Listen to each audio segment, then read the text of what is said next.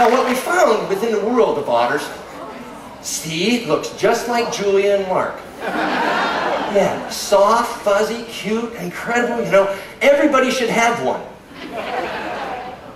In fact, I would love for everybody to have one, because then they wouldn't be on the brink of extinction again. We need your help on this one. We really need your help on this one. I mean, I want you to meet this sea otter. His name is Kevin. We named him after my brother Kevin, who is seriously more hyperactive than I am. Okay?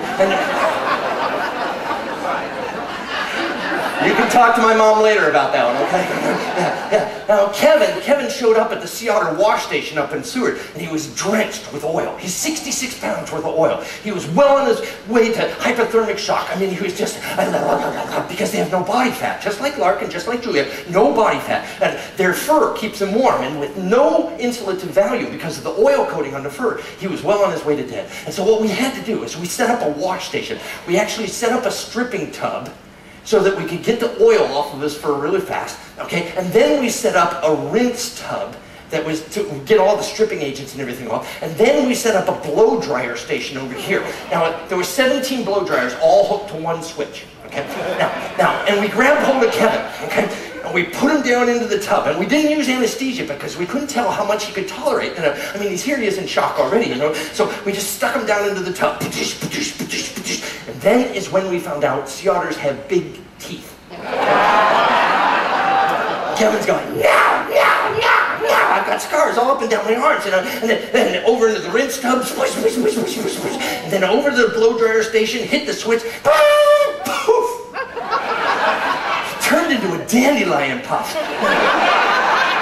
He loved that part. He loved that part. So much so that he had a very sharp learning curve, extremely sharp learning curve, that he jumped off the blow dryer table back into the rinse tank, splashed around in the rinse tank, and then came out of the rinse tank and went back over to the blow dryer station and standing over there like, okay, do me. Sea otters love to have perfect fur. So they spend an immense amount of their day, you know, very busily massaging and manipulating the fur in order to keep the loft, keep air in the fur. And so there's this steady rub, rub, rub, rub, rub, rub, rub, rub, rub, rub, rub, rub. Watch this though, look at this. Grab hold of the tail area, look at this. Imagine being able to do this. Look, ooh.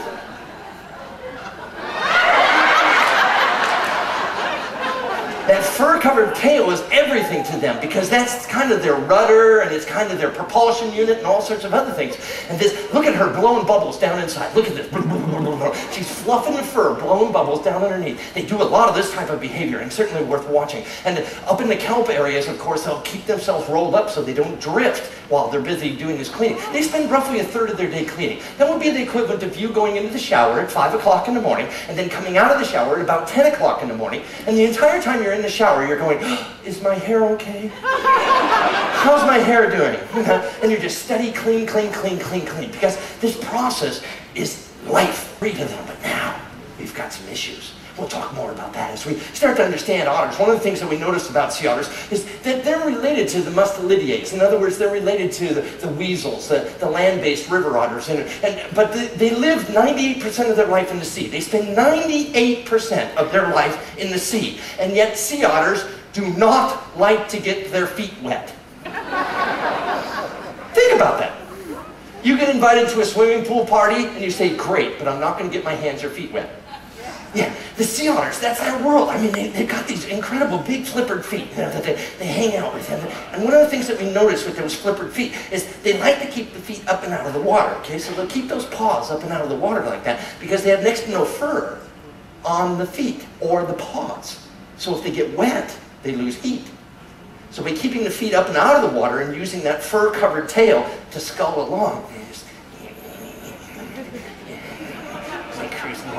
and if they get too hot, they'll actually dip a flipper down in the water and then wave it as air conditioning in order to cool themselves down.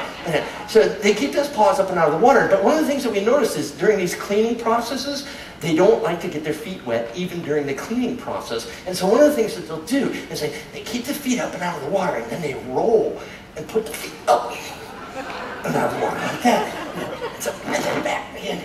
Okay, Isaac, take the lights down so that you can see. If you can, look at this. Watch this. Look at this. Roll. Don't get the feet wet. Do not get those feet wet.